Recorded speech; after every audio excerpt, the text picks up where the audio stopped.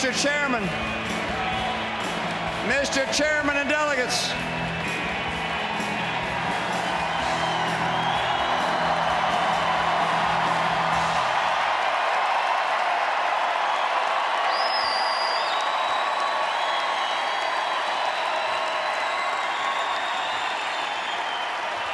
Mr. Chairman and delegates, I accept your nomination for President of the United States.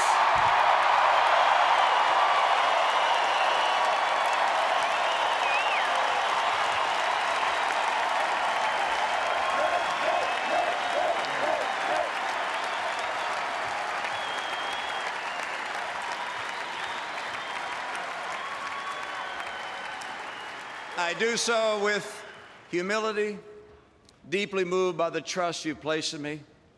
It's a great honor. It's an even greater responsibility. And tonight I'm asking you to join me to walk together to a better future. And by my side, I've chosen a man with a big heart from a small town.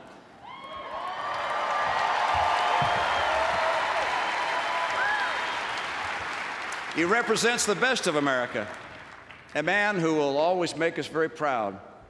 My friend and America's next Vice President, Paul Ryan.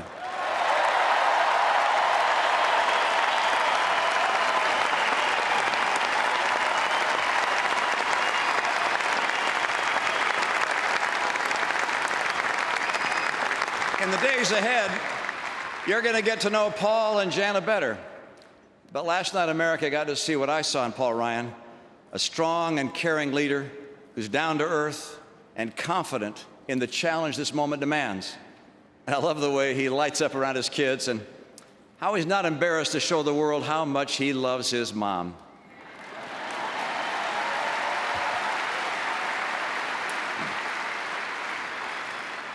But Paul, I still like the playlist on my iPod better than yours.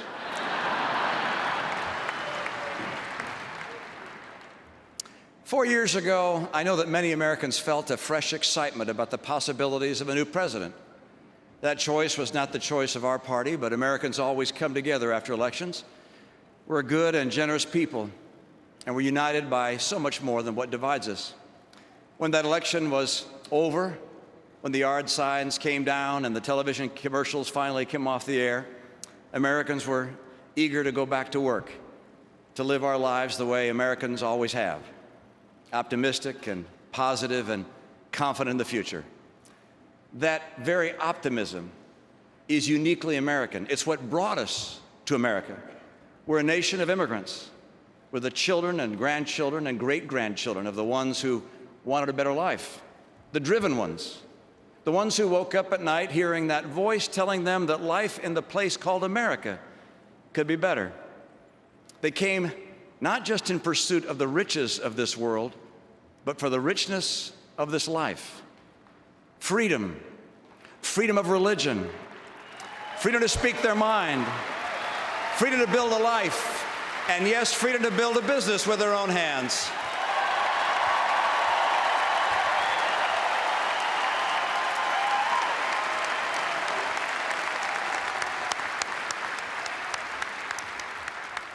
This is the essence of the American experience. We Americans have always felt a special kinship with the future. When every new wave of immigrants looked up and saw the Statue of Liberty, or knelt down and kissed the shores of freedom just 90 miles from Castro's tyranny, these new Americans surely had many questions, but none doubted that here in America they could build a better life, that in America their children would be blessed more than they. But today, 4 years from the excitement of that last election, for the first time, the majority of Americans now doubt that our children will have a better future. It's not what we were promised. Every family in America wanted this to be a time when they could get a little ahead, put aside a little more for college, do more for the elderly mom that's now living alone, or give a little more to their church or their charity. Every small business wanted these to be their best years ever, when they could hire more, do more for those who had stuck with them through the hard times, open a new store or sponsor that Little League team. Every new college graduate thought they'd have a good job by now, a place of their own. They could start paying back some of their loans and build for the future. This is when our nation was supposed to start paying down the national debt and rolling back those massive deficits. This was the hope and change America voted for. It's not just what we wanted. It's not just what we expected. It's what Americans deserved.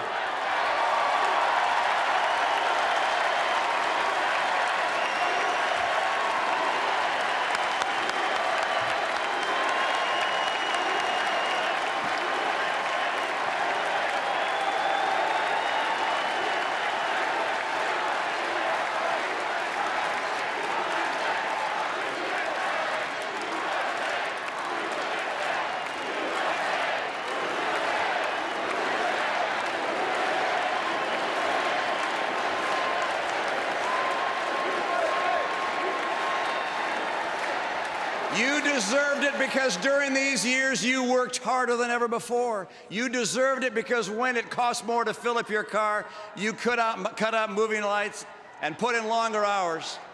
Or when you lost that job that paid $22.50 an hour with benefits, you took 2 jobs at $9 an hour.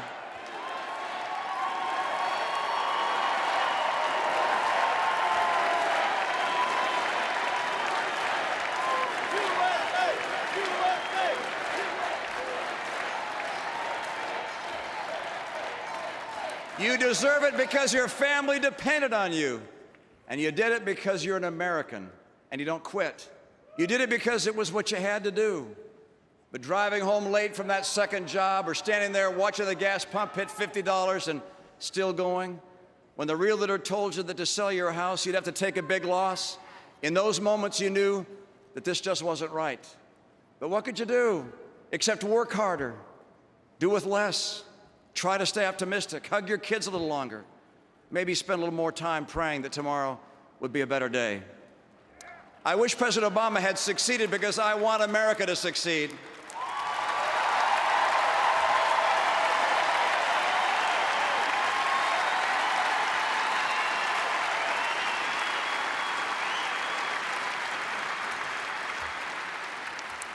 But his promises gave way to disappointment and division. This isn't something we have to accept. Now is the moment when we can do something. And with your help, we will do something.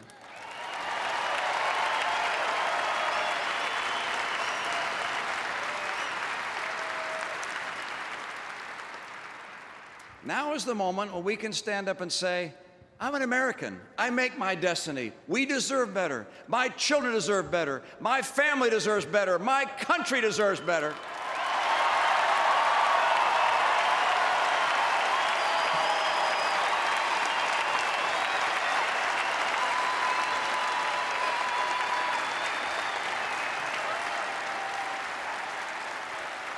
So here we stand.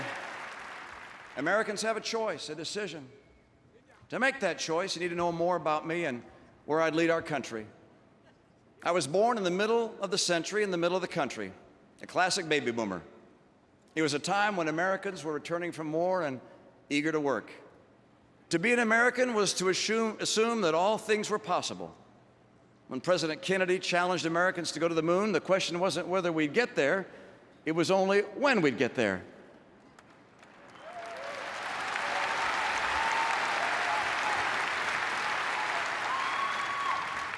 The soles of Neil Armstrong's boots on the moon made permanent impressions on our souls.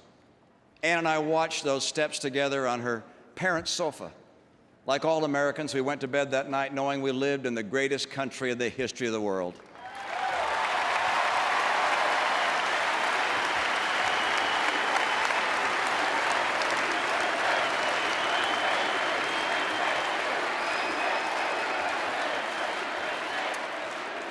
God bless Neil Armstrong.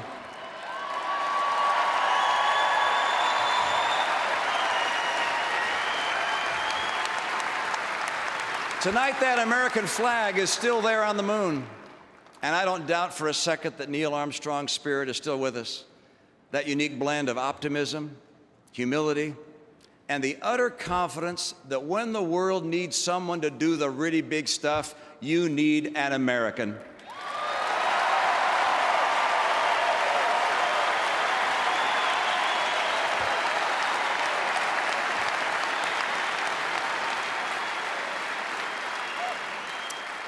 My dad had been born in Mexico, and his family had to leave during the Mexican Revolution. I grew up with stories of his family being fed by the U.S. government as war refugees. My dad never made it through college, and he apprenticed as a lath and plaster carpenter. He had big dreams. He convinced my mom, a beautiful young actress, to give up Hollywood to marry him. They moved to Detroit. He led a great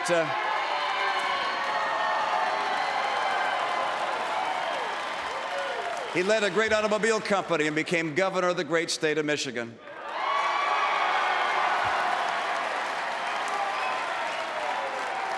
We were Mormons, and growing up in Michigan, that might have seemed unusual or out of place, but I really don't remember it that way. My friends cared more about what sports teams we followed than what church we went to. My mom and dad gave their kids the greatest gift of all, the gift of unconditional love. They cared deeply about who we would be and much less about what we would do. Unconditional love is a gift that Ann and I have tried to pass on to our sons and now to our grandchildren. All the laws and legislation in the world will never heal this world like the loving hearts and arms of mothers and fathers.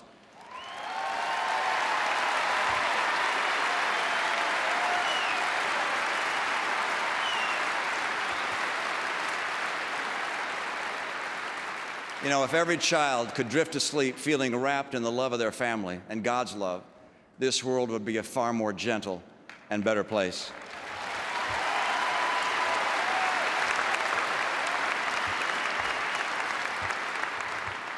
My mom and dad were married for 64 years.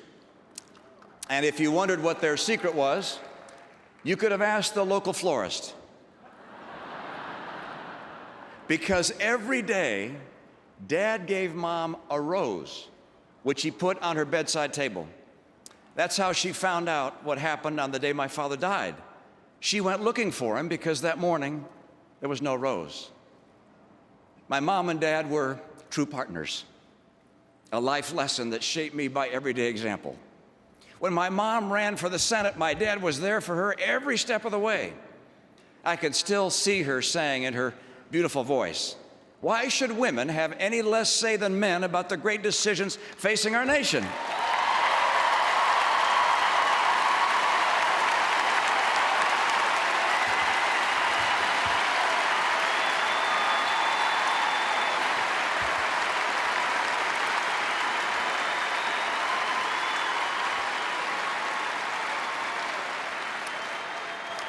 Don't you wish you could have been here at this convention and heard leaders like Governor Mary Fallin, Governor Nikki Haley, Governor Susana Martinez, Senator Kelly Ayotte, and Secretary of State Condoleezza Rice?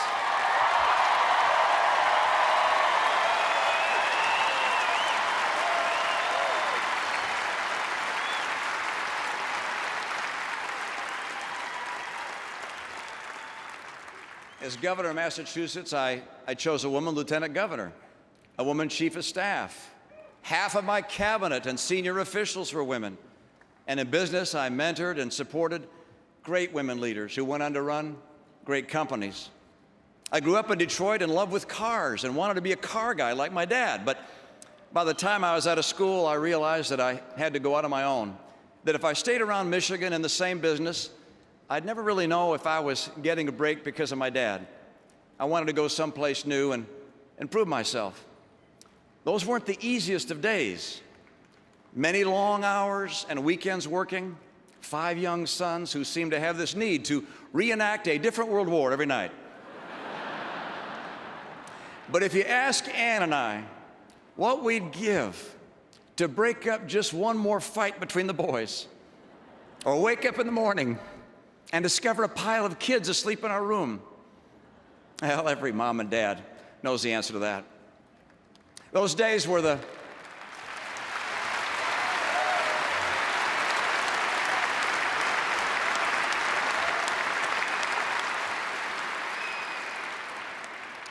these were tough days on Ann, particularly.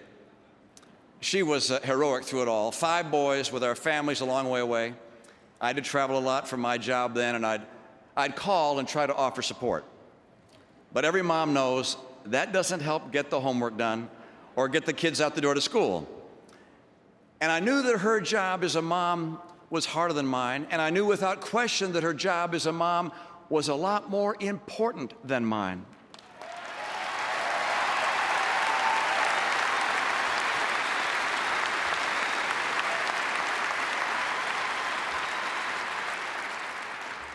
And as America saw Tuesday night, Ann would have succeeded at anything she wanted to do.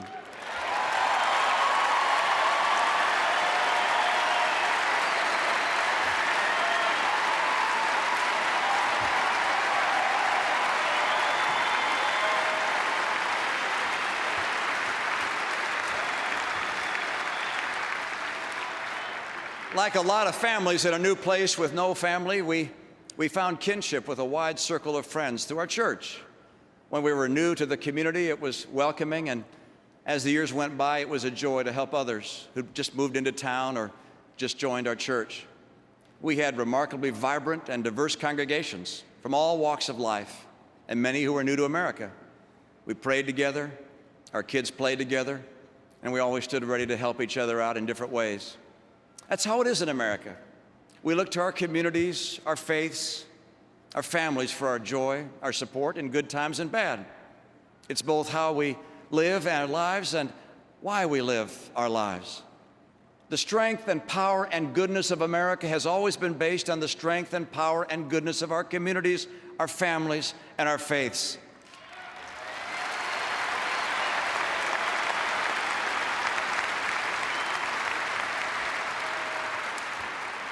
That's the bedrock of what makes America, America. In our best days, we can feel the vibrancy of America's communities, large and small. It's when we see that new business opening up downtown. It's when we go to work in the morning and see everybody else on the block doing the same thing. It's when our son or daughter calls from college to talk about which job offer they should take, and you try not to choke up when you hear that the one they like best is not too far from home. It's that good feeling when you have more time to volunteer to coach your kid's soccer team or help out on school trips. But for too many Americans, those kind of good days are harder to come by. How many days have you woken up feeling that something really special was happening in America? Many of you felt that way on Election Day 4 years ago. Hope and change had a powerful appeal. But tonight, I'd ask a simple question. If you felt that excitement when you voted for Barack Obama, shouldn't you feel that way now that he's President Obama?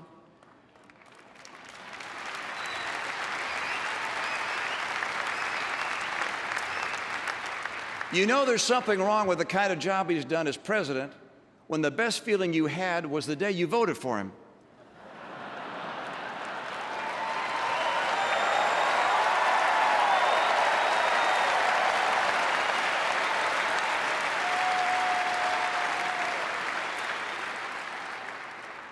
The president hasn't disappointed you because he wanted to.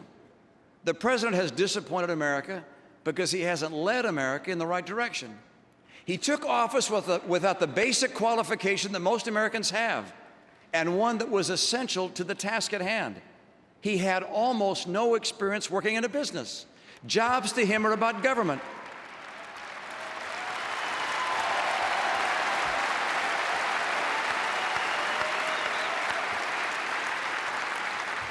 I learned the real lessons about how America works from experience. When I was 37, I helped start a small company. My partners and I had been working for a company that was in the business of helping other businesses. So some of us had this idea that if we really believed our advice was helping companies, we should invest in companies. We should bet on ourselves and on our advice. So we started a new business called Bain Capital. The only problem was, while we believed in ourselves, not many other people did. We were young and had never done this before, and we almost didn't get off the ground. In those days, sometimes I wondered if I'd made a really big mistake. By the way, I'd thought about asking my church's pension fund to invest, but I didn't. I figured it was bad enough that I might lose my investors' money, but I didn't want to go to hell, too.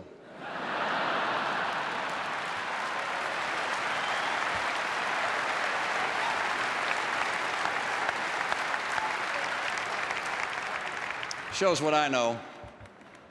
Another of my partners got the Episcopal Church pension fund to invest. And today there are a lot of happy retired priests who should thank him.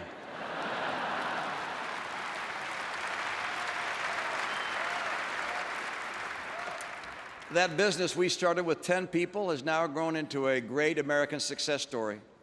Some of the companies we helped start are names you know and you've heard from tonight. An office company called Staples, where I'm pleased to see the Obama campaign's been shopping.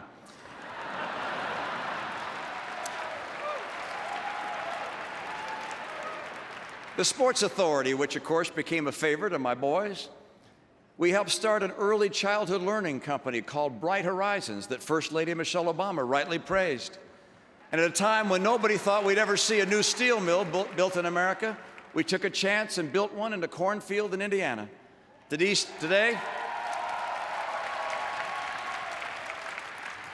Steel Dynamics is one of the largest steel producers in the United States. These are American success stories. And yet the centerpiece of the president's entire re-election campaign is attacking success. Is it any wonder that someone who attacks success has led the worst economic recovery since the Great Depression?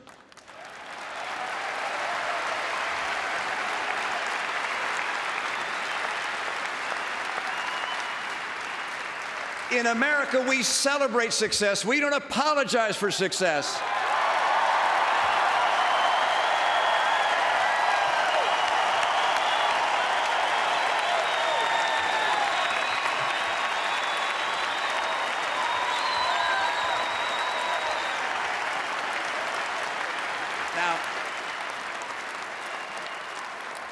Now, we weren't always successful at Bain, but no one ever is in the real world of business. That's what this president doesn't seem to understand. Business and growing jobs is about taking risk, sometimes failing, sometimes succeeding, but always striving. It's about dreams. Usually it doesn't work out exactly as you might have imagined. Steve Jobs was fired at Apple, and then he came back and changed the world. It's the genius of the American free enterprise system to harness the extraordinary creativity and talent and industry of the American people with a system that's dedicated to creating tomorrow's prosperity, not trying to redistribute today's.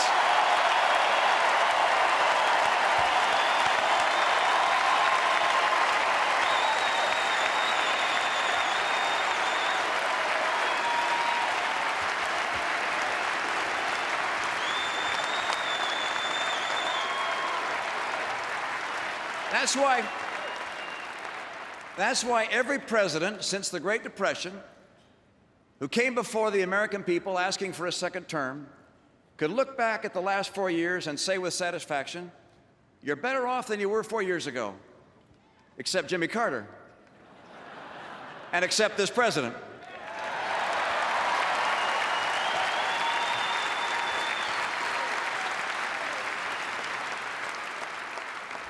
This president can ask us to be patient.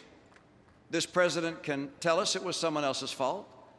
This president can tell us that the next 4 years he'll get it right.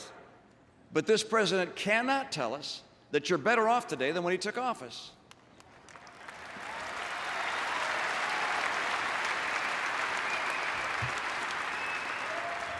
America's been patient. Americans have supported this president in good faith. But today, the time has come to turn the page. Today, the time has come for us to put the disappointments of the last 4 years behind us, to put aside the divisiveness and the recriminations, to forget about what might have been and to look ahead to what can be. Now is a time to restore the promise of America.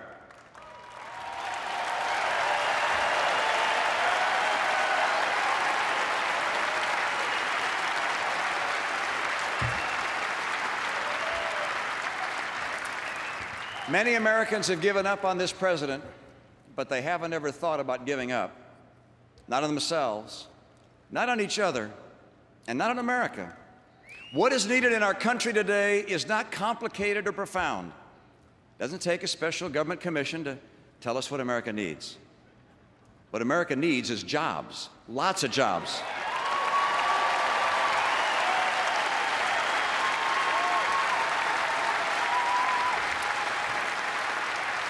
In the richest country in the history of the world, this Obama economy has crushed the middle class. Family income has fallen by $4,000, but health insurance premiums are higher, food prices are higher, utility bills are higher, and gasoline prices, they've doubled. Today, more Americans wake up in poverty than ever before. Nearly 1 out of 6 Americans is living in poverty. Look around you. These aren't strangers. These are our brothers and sisters, our fellow Americans. His policies have not helped create jobs. They've depressed them. And this I can tell you about where President Obama would take America. His plan to raise taxes on small business won't add jobs, it would eliminate them.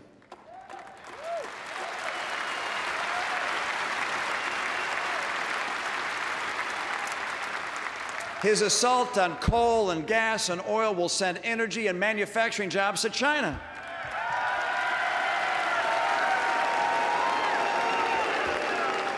His trillion-dollar cuts to our military will eliminate hundreds of thousands of jobs and also put our security at greater risk. His $716 billion cut to Medicare to finance Obamacare will both hurt today's seniors and depress innovation and jobs in medicine. And his trillion-dollar deficits, they slow our economy, restrain employment, and cause wages to stall. To the majority of Americans who now believe that the future will not be better than the past, I can guarantee you this: if Barack Obama is reelected, you'll be right.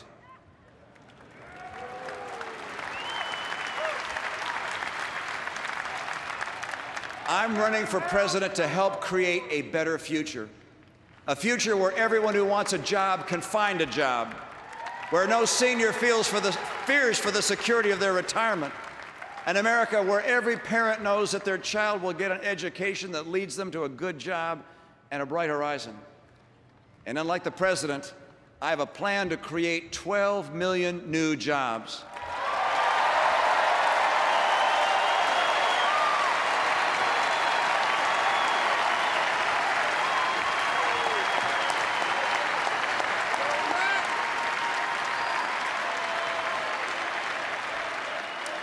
Paul Ryan and I have 5 steps.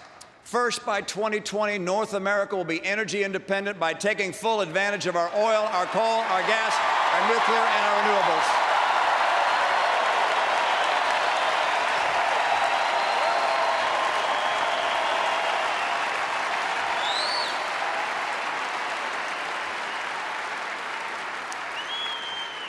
Second, we'll give our fellow citizens the skills they need for the jobs of today and the careers of tomorrow. When it comes to the school your child will attend, every parent should have a choice and every child should have a chance.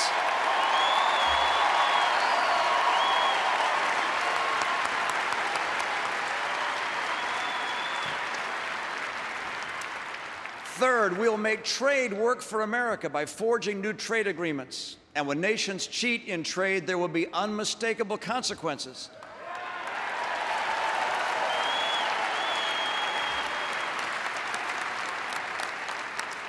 And fourth, to assure every entrepreneur and every job creator that their investments in America will not vanish, as have those in Greece, we will cut the deficit and put America on track to a balanced budget.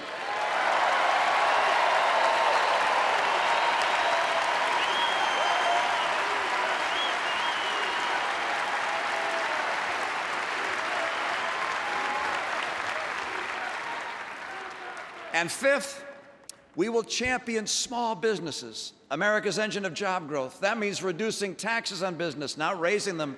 It means simplifying and modernizing the regulations that hurt small business the most. And it means that we must rein in the skyrocketing cost of health care by repealing and replacing Obamacare.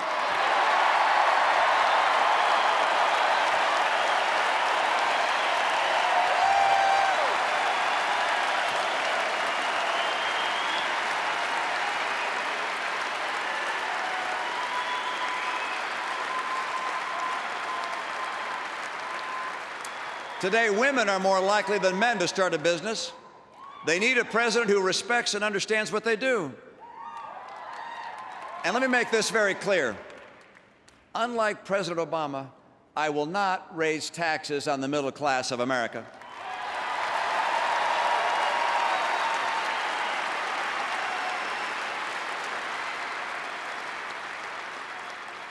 As president, I'll protect the sanctity of life. I'll honor the institution of marriage.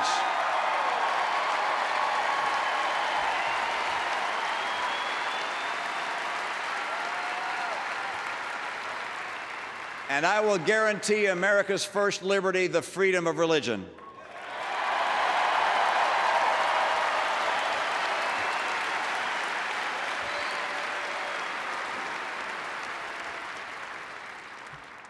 President Obama promised to begin to slow the rise of the oceans.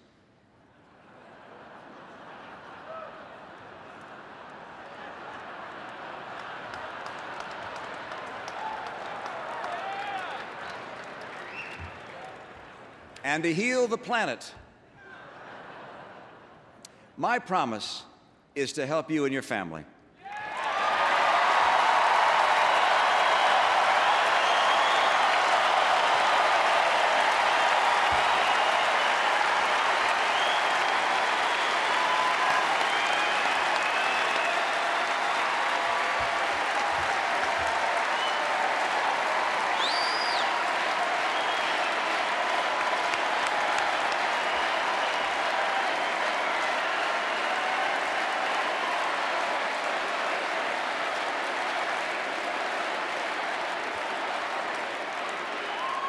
I will begin my presidency with a jobs tour.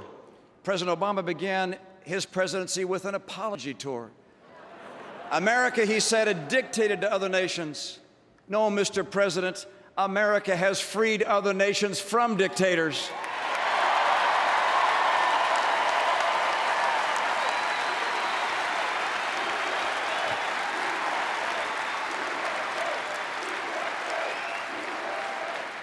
Every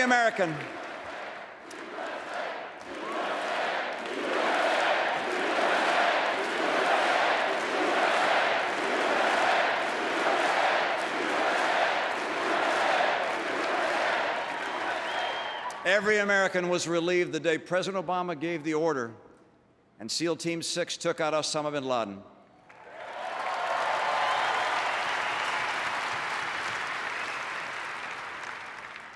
On another front, every American is less secure today because he has failed to slow Iran's nuclear threat. In his first TV interview as president, he said we should talk to Iran. We're still talking, and Iran's centrifuges are still spinning.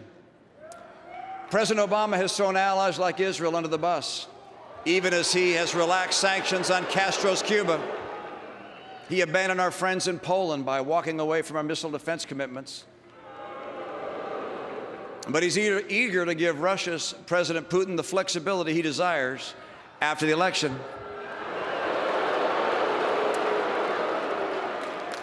Under my administration, our friends will see more loyalty, and Mr. Putin will see a little less flexibility and more backbone.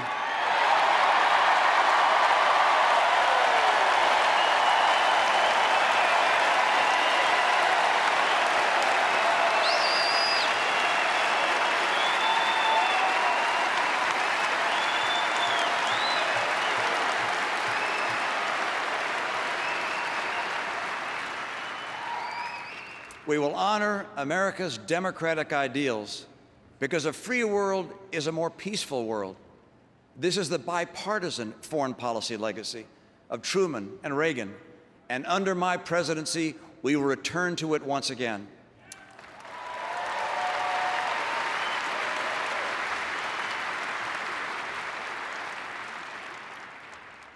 You might have asked yourself if these last years are really the America we want. The America that was won for us by the greatest generation. Does the America we want borrow $1 trillion from China? Does it fail to find the jobs that are needed for 23 million people and for half the kids graduating from college? Are those schools lagging behind the rest of the developed world? And does America that we want succumb to resentment and division among Americans? The America we all know has been a story of the many becoming one, uniting to preserve liberty, uniting to build the greatest economy in the world, uniting to save the world from unspeakable darkness. Everywhere I go in America, there are monuments that list those who have given their lives for America.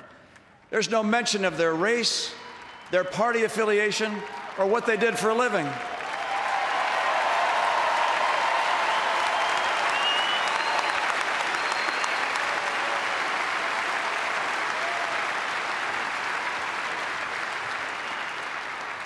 They lived and died under a single flag, fighting for a single purpose.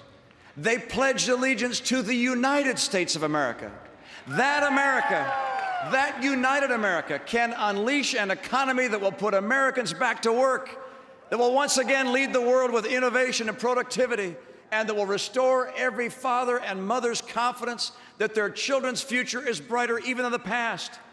That America, that united America, will preserve a military that's so strong no nation would ever dare to test it.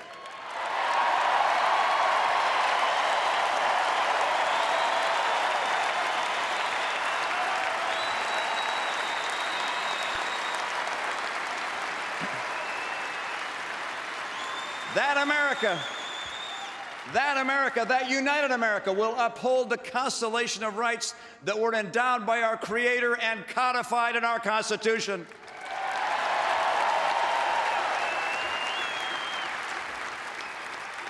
That united America will care for the poor and the sick, will honor and respect the elderly, and will give a helping hand to those in need.